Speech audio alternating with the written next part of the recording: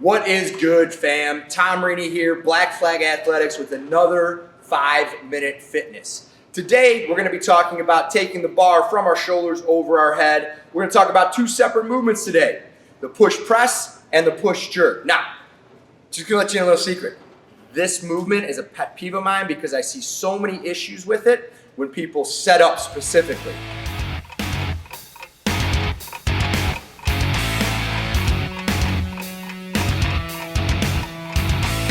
Oftentimes we look at this movement, we think about it from the top down, or any movement, we think about it from the top down. And it makes sense. The bar is loaded on our shoulders, so we worry about that first.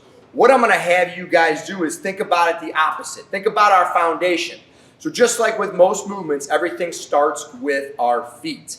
So when we set up for the push press or push jerk, and that's the beauty of this, guys and gals, is that we can do the setup is exactly the same for both movements when we get into our dip and then drive. So the first thing I want you to think about when we set up on this bar is we want to have flat, balanced feet. One of the biggest issues I see for a lot of athletes is they have a tendency when they set up on this bar, they have a tendency to sit back into your heels. There even is some literature out there with some strength coaches and fitness professionals, they actually coach that. At Black Flag Athletics, we try very hard not to coach that. The number one reason is because we set ourselves up for failure from a biomechanical perspective. So if I have a tendency to sit back into my heel when I go into my dip, you'll notice that the hips shift backward. You'll also notice that as soon as the hips shift backward, the shoulders will go forward. So if the goal is to take some weight from my shoulder all the way up over my head, if my hips are backwards and my shoulders are forward, we're not going to be very efficient at transferring force vertically. So we make sure that we're going to have balanced feet. When we talk about balanced feet, we'll talk about that load of that bar staying right over the top of the ankle or maybe right in front of it. So we're nice and balanced. We don't want to forget about what's going on with our big toe and our baby toe. We want to anchor ourselves down with those. But the weight should be loaded right over the center of the foot to the front of the ankle as we get into our dip. That in and of itself will change your entire dynamic once you think about loading and then driving the bar straight up. The second thing we're going to think about is what's going on with our knees. The next tendency is because, and it's usually as a result, is either they're coached with the knees to go forward, or if their hips go backwards, the knees are going to track forward and try and find some balance in the foot. What we want to do is take our knees, and we call this a splay. We're actually going to push our knees out, okay? As soon as we push our knees out in this position, two things will happen. Number one, we'll find some stability within the hip. All right, and we'll get nice and engaged. The second thing is it allows our torso to track straight down and straight up. One of the easiest ways to work on this is if you set up on a post with the rig here to make sure that I am tracking straight down and straight up, making sure that those shoulders are staying right over the top of the hips are staying over the top of the ankles as we try and turn the bar and send it back upwards. Now, after we've done those two things and we've loaded into our dip correctly, the other thing we need to focus on is as we descend down, we need to be under control. We need to control the pace of the bar.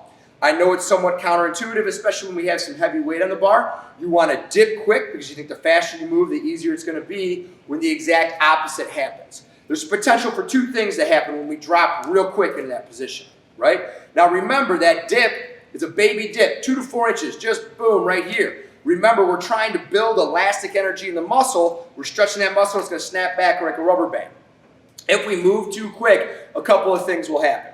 First off, and probably the biggest thing that happens is there's a disassociation. The bar actually leaves the shoulder. So now we're moving down, and as we come back up, that bar reconnects with the shoulder, and forces are still moving down. We're trying to send it back up, and we're simply not able to generate enough force going back in the opposite direction. And so what you'll see happen is generally that's when we get that arm buckle at the top where that elbow kind of buckles in place, okay? So control the pace of the dip. Again, talking about how far we're going to dip, you're thinking 2 to 4 inches. Just a little baby dip in that direction. Anything longer than that increases the potential to lose energy as heat, okay? That's all we're doing is we're stretching those muscles out. We're trying to create more energy to be able to exert force against the bar and drive it up, all right? So nice and tall into that dip. In our setup, elbow is going to be tracking slightly in front of the wrist. Again, we're not in this big upright front squat position. That's not very efficient for moving the bar. So we're going to move those elbows down. Elbows need to be slightly in front of the wrist as we go and drive the bar up, okay? Again, that's advantageous for pushing that bar up and back where we want it to go. So I know there's a lot of things going on heading through the checklist here. First thing is our foundation. What are our feet doing? Okay? We're balanced through the foot. The second thing is, where are our knees going? All right, so remember the knees are going to track out over the toes just like you would for a squat. Torso is going to stay nice and tall and upright. Again, I'm thinking straight down and straight up. That front rack position, elbows are just in front of the wrists. All right, so if you take those, you can use them for anything. They transfer across the board. Push press, push jerk, split jerk, even a power jerk. You can do all those things using those positions. So if we were to put it in practice, I'm going to go ahead and set up on my bar here, find my front rack. Again, notice, elbows are in front of the wrists. I'm going to go ahead and load down. So we'll start with the push press. So I'm going to load, knees are out, I'm nice and balanced. Notice how tall I am. From here, I'm just going to go ahead and drive straight up and punch out, okay? If you look at the tempo without the pause, I'm going to lower down and then accelerate the bar out, all right? The push jerk, that variation, we're going to go ahead and just dip under the bar. So as the bar is traveling up, I'm pushing my body down. So I'm going to go ahead and load, push my body down. The differences between those two movements in a push press, you don't want your feet to leave the ground. So when I push press, I'm going to sit here, I'm going to stay anchored, and I'm going to drive through my whole foot and punch right out. With the push jerk, the bar doesn't have to travel as high because we're pushing our body back down. So again, we always think about it like this in terms of Olympic weightlifting for the most part.